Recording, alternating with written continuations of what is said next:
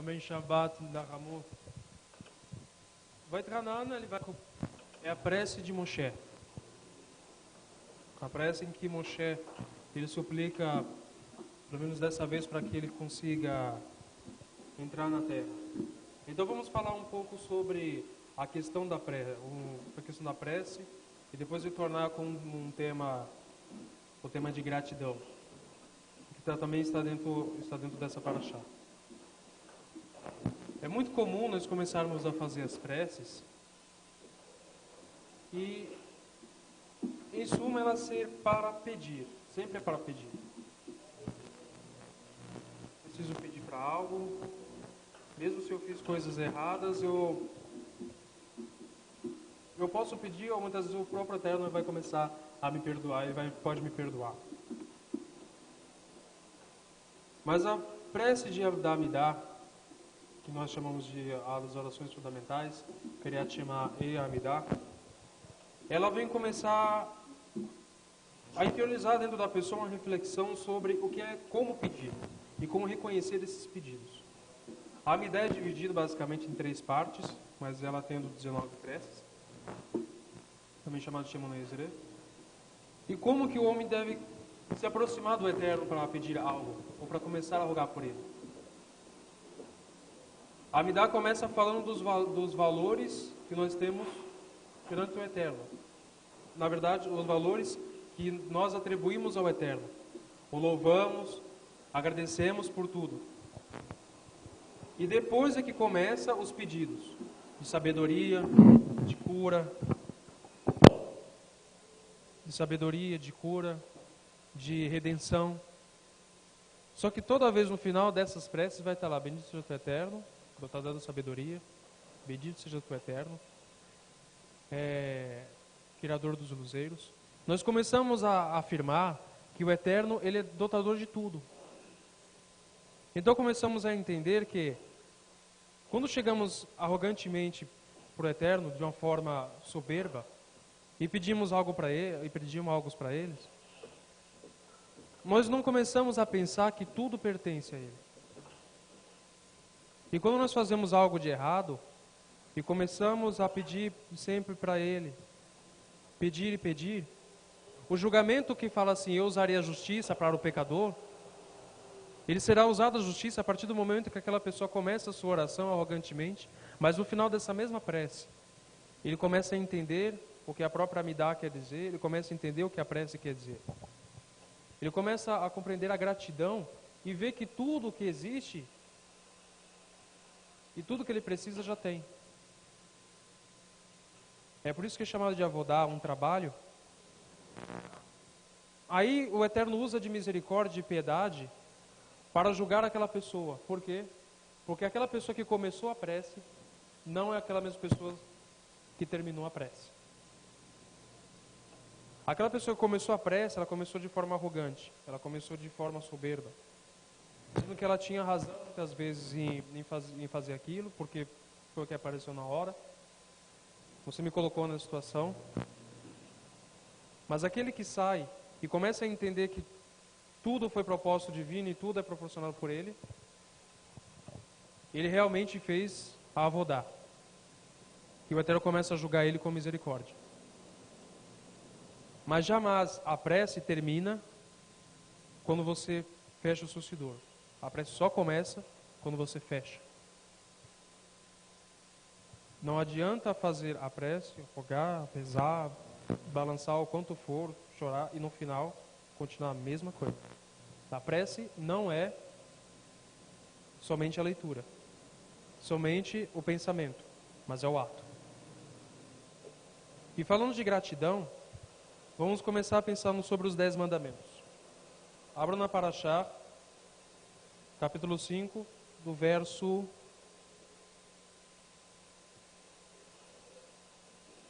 6. Existe uma relação muito grande entre os cinco primeiros mandamentos e os 5 últimos mandamentos.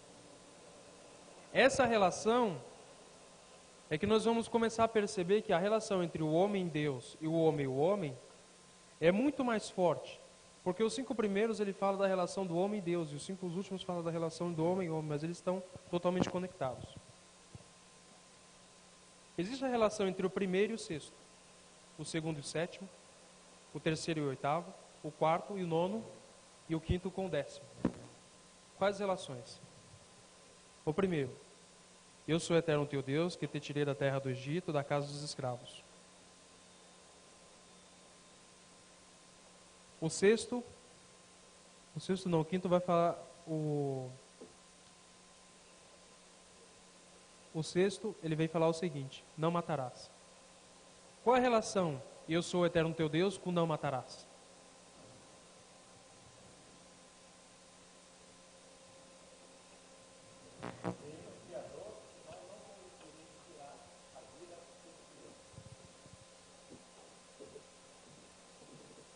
Sim.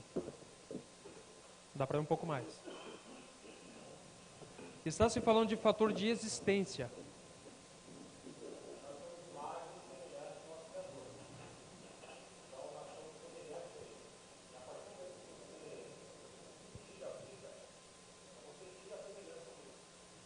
Sim.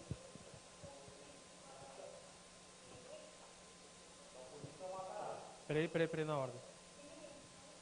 Um pouquinho quieto.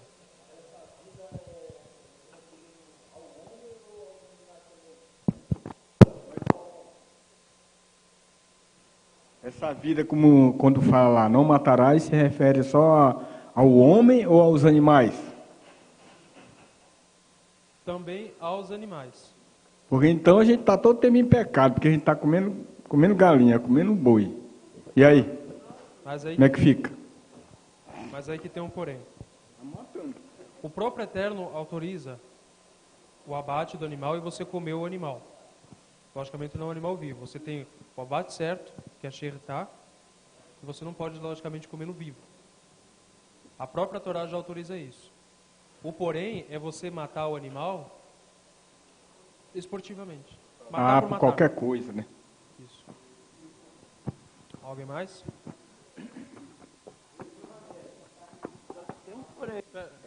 O mandamento, né, fala não matarás. Mas em algumas situações Deus mandou matar. Sim, Deus mandou matar porque era necessário. Era necessário. Aí foi a autorização dele.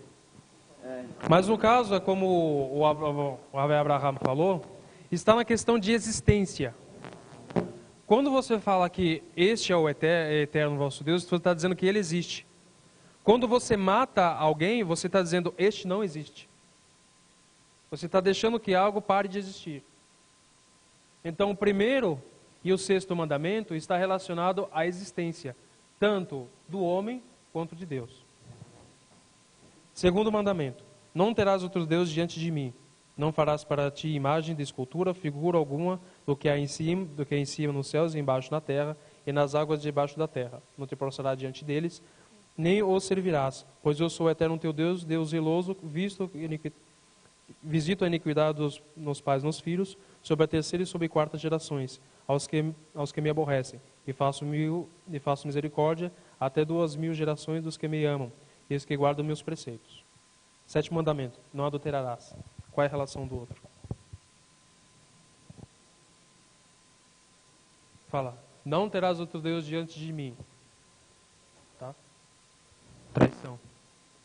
Quando fala não terás outro Deus diante de mim e não adulterarás, está relacionado à traição.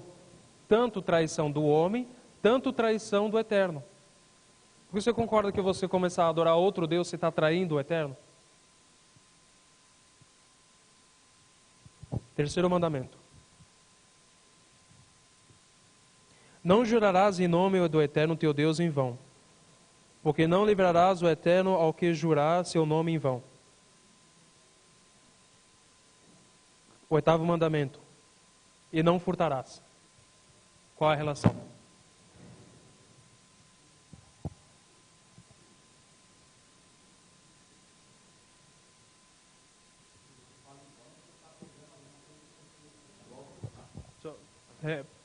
Pode repetir, por favor? Você fala o nome em vão, você está furtando. Então você está pegando uma coisa que não é sua. Mesma coisa como está falando o nome em vão. Isso. você se apodera de ou algo que não é seu, que é o nome. Você não pode falar o nome de uma pessoa que não é sua. Por exemplo, a mesma coisa de usar o seu nome de uma situação que você nem conhece, você nem se intrometeu, não faz parte da sua vida. Então você furta algo que não é seu. Quarto mandamento. Esse aqui vai ser um pouco mais difícil, mas vamos ver. Guardarás o dia de Shabat para santificá-lo, como te ordenou o Eterno teu Deus. 6 dias trabalharás e farás toda a sua obra, e o 7º dia é o sábado do Eterno teu Deus. Não farás nenhuma obra. Tu, teu filho, tua filha, teu servo, tua serva, teu boi, teu jumento, teu animal, teu prosélito, se estiver nas suas cidades, para que descansem teus servos e sua serva, bem como tu. Lembrarás que servo fosse na terra do Egito, e que de lá tirou o Eterno teu Deus com a mão forte e com o braço estendido. Portanto, te ordenou o Eterno teu Deus para fazer o dia de sábado. 9º mandamento. E não darás falso testemunho contra teu próximo. Qual é a relação? Peraí, só um momento.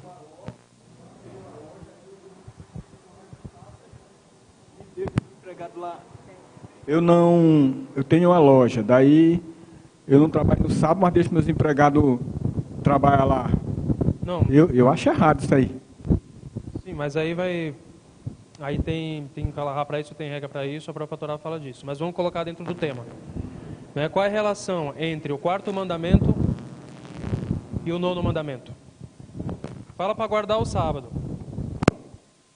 Fala para guardar o sábado. E o 9º fala, e não darás falso testemunho. Qual é a relação? Mulher também pode participar.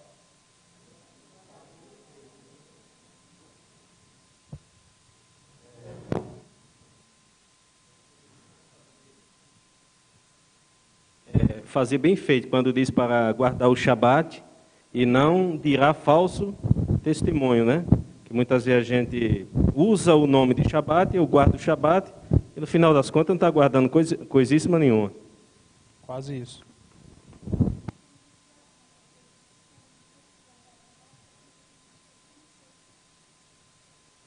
Sim, na verdade falou que quando nós fomos escravos na terra do Egito, nós não conseguíamos guardar o Shabat, mas agora nós conseguimos guardar o Shabat. Aquele que não guarda, fala que não foi liberto, ainda continua sendo escravo.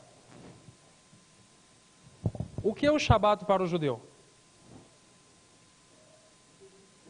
De descanso.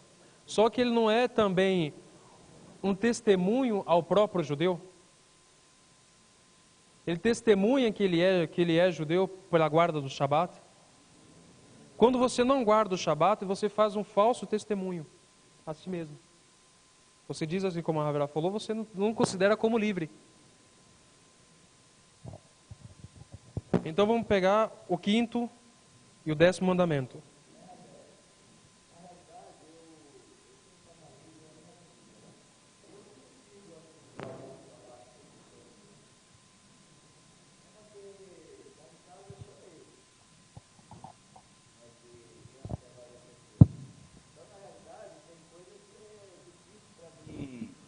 Obedecer. Espero que um dia eu chegue lá, né? Então obedeça 100%, mas eu tenho consciência que eu faço, sei lá, 30%, 40%, 60%, não sei. Mas 100% eu tenho consciência de que eu não faço. Mas muitas vezes está ciente do que não é possível cumprir dali para frente, mas se esforçar para cumprir 100% já é um grande mérito. Vamos para o 5º mandamento.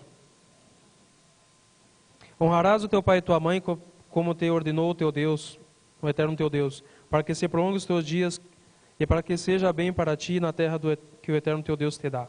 10º mandamento. E não cobiçarás a mulher do próximo, e não desejarás a casa do próximo, nem o seu campo, nem a sua serva, nem o seu servo, nem sua serva, seu boi, seu asno, e tudo que seja tudo que seja de teu próximo. Qual a relação entre o 5º e o 10º?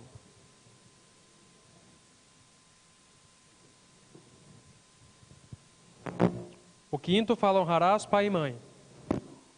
O 10º fala não cobiçarás. Qual é a relação?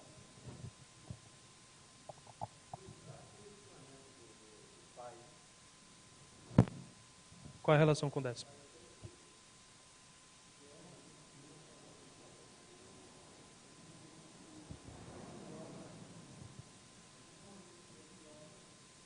No momento que você honra seu pai e sua mãe, você também vai honrar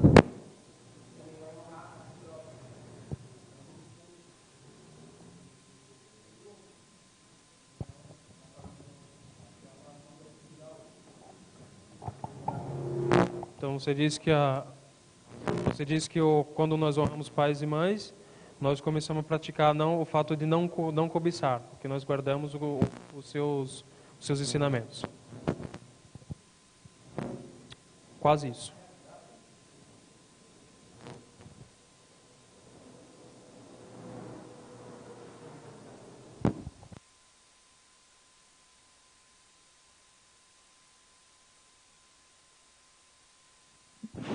Na realidade, quando nós honramos os nossos pais terrenos, nós estamos honrando ao nosso Deus, que é o nosso Pai maior. À medida que nós desonramos os nossos pais, nós estamos desejando algo que não é nosso, que não nos pertence. Então, nós desonramos ao nosso Deus através desse mandamento, desta forma. Está bem ligado nisso mesmo, porque quando você cobiça algo, você quer ter algo que não é seu. Isso quer dizer que você não tem gratidão.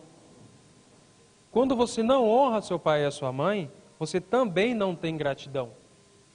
Então está o ponto que nós chegamos para ser gratos. Quando você deseja algo de alguém, você fala que aquele não merece. E quando não honra o pai, você fala, tudo que aquilo que ele fez não foi válido. Então está bem relacionado a cobiça com a falta de honrar aos pais. Tanto porque existe um mesmo tratado que fala o seguinte: honrar esses três: teu pai, tua mãe e ao Eterno. Porque todos eles fez parte da sua criação. Então vamos pegar esse ponto do cobiçar. Existe uma coisa que eu chamo de desenvolvimento de emoções e sentimentos. A cobiça, ela pode se desenvolver para qual sentimento? Você cobiçar muito alguma coisa, pode desenvolver para quê?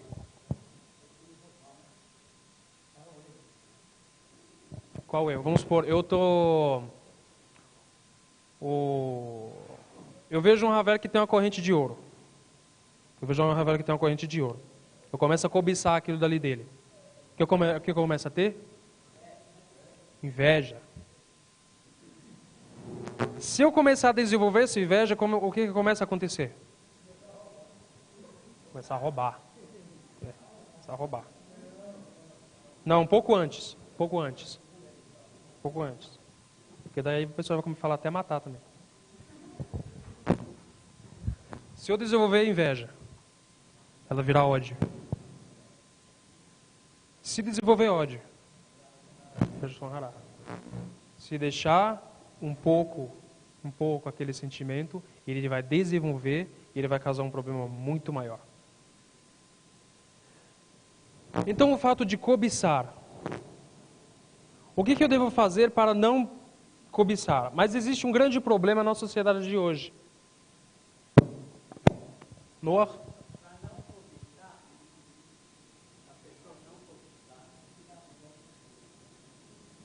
Para a pessoa não cobiçar, é importante ela estar satisfeita com aquilo que ela tem.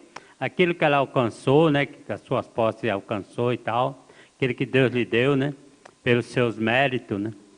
Porque cada um alcança aquilo que merece, que tem os méritos, que se esforça, que trabalha, que luta, estuda. Então ele vai alcançar aquilo que os méritos dele conquistou. E não sentir desejo do que os outros têm. Que o outro lutou, trabalhou, estudou, né? Virou noite estudando para conquistar o que tem, muito. Principalmente de família pobre, né? Então, a pessoa está satisfeita com aquilo que ele tem. E agradecer a Deus por isso. Isso vai ser parte da conclusão, mas vamos chegar um pouco antes. Vamos levar esse detalhe da cobiça dentro dos nossos dias. Eu costumo geralmente ver muita filosofia e também é uma realidade nos tempos de hoje, chamada da geração confessionária. É sempre se confessando que precisa estar feliz. Você apresentando que você sempre tem algo, você precisa estar contente, você precisa sempre estar bem. Isso é muito comum nas redes sociais, muito comum. É muito comum, por exemplo, eu estou aqui comendo não sei aonde, lugar chique. Aí eu comprei algo legal, eu comprei um carro novo. Eu não sei, eu fiz isso, eu fiz aquilo. A televisão é uma das grandes coisas. Redes sociais nos tempos de hoje, queira ou não, mesmo sendo uma visão um pouco arcaica, mas ela é uma fonte de cobiças. Você sempre dizendo que está bem, está bem, está bem, está bem, você acaba falando pro outro, você precisa saber que nem sou muito bem que nem a minha vida é perfeita, a sua vida não é, mas a minha vida é legal, a sua não é. Não é que pena. Né? Fala que o melhor casamento é aquele casamento que ninguém fala nada no Facebook. É o melhor casamento de todos, ninguém fala mais nada. Mas a pessoa sempre fala que ela está ótima, ou apresentar produtos caros, principalmente na televisão e hoje principalmente nas redes sociais, se torna basicamente um vazio. Imagina, por exemplo, uma pessoa que ela começa a verificar nas redes sociais amigos, parentes, aqueles próximos que conseguiram progredir, que conseguiram estar bem. Isso foi feita uma pesquisa que quando você termina de ver aquilo dali, o que causa? Raiva. Te causa raiva. Porque você fala, todo mundo está bem, só eu que estou na pindaíba? Causa uma frustração muito grande. Porque as redes sociais, infelizmente, têm esse problema. Ela não é que ela seja o grande problema, mas ela tem um problema.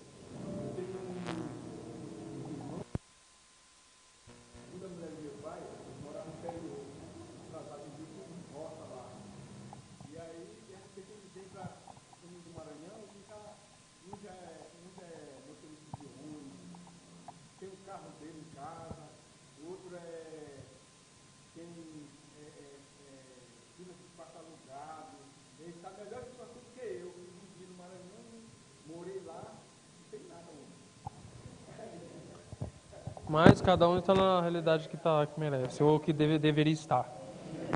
É por isso que hoje nós devemos fazer o seguinte. Quando nós cantamos Matovo, Halei Yaakov, e assim foi falado numa parasha anterior, que pelo seguinte. Por que ele falou isso? Por causa das posições das tendas, que ficavam com acesso, que eles não davam acesso a um bisbilhotar o outro, a ver a vida alheia. Infelizmente, as redes sociais, ela começou a quebrar esse matovo. O tempo todo bisbilhotando, olhando a vida alheia, faz com que a inveja, a cobiça, até mesmo o ódio, até no surgimento de Lashon Hara, seja comum dentro até mesmo de uma sociedade ou dentro de uma comunidade. É muito comum. Nós fazemos justamente o que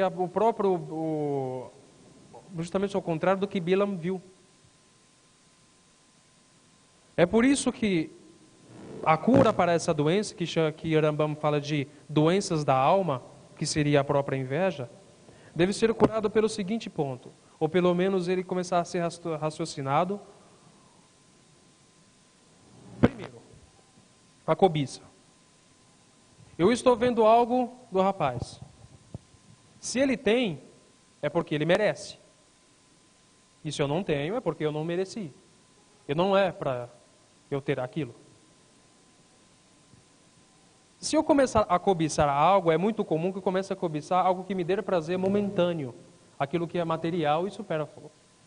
Se eu começar a indagar que eu não preciso daquilo, por exemplo, eu queria ter um carro. Legal, você tem carta? Você não tem carta, então acho que você não precisa de um carro. Ah, eu queria viajar para Disney um dia. Legal, você tem dinheiro, você trabalha para isso? Você não tem, então você não merece ter aquilo. Então aquilo simplesmente seria um prazer momentâneo. Mas existe uma certa inveja que ela pode ser vista ou bem vista.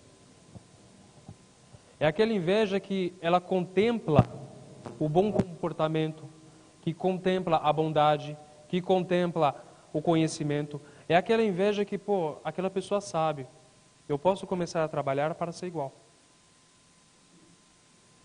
Começar a contemplar e não invejar de uma forma que eu vou derrubar ele. Fala assim, em vez de eu derrubá-lo, eu vou ajudá-lo a ser melhor e com isso eu também vou conseguir me desenvolver. A grande doença da cobiça e da inveja hoje em dia é que, legal, o meu irmão consegue progredir, mas eu devo derrubá-lo para ser melhor que ele. Existe até mesmo, vendo uma palestra, uma pessoa falou o seguinte: hoje é muito melhor uma pessoa que ganhe menos do que você ganhar mais igual a ela. Ou seja, dentro da empresa, um rapaz ele recebe uma promoção, ele tem uma oferta, ele ganha 5 mil.